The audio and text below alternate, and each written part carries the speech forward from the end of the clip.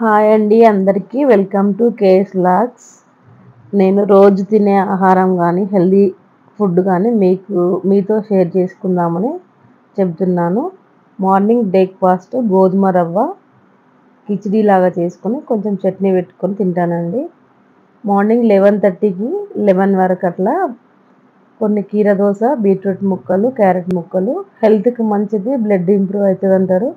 కీర దోస తింటే చలవ కదండి, అందుకని అవి కొన్ని మా వారికి, మా అత్తయ్య గారికి, నేను తింటాము. ఫస్ట్ టైం నా ఛానల్ చూస్తున్నట్టయితే సబ్స్క్రైబ్ చేసుకోండి, లైక్ చేయండి, షేర్ చేయండి, కామెంట్ చేయండి కామెంట్ బాక్స్లో. పొద్దున్నే అన్నీ కట్ చేసుకొని పెట్టుకుంటానండి. మా వారికి కొన్ని పంపి మా అత్తయ్య నేను కలిపి తింటామండి.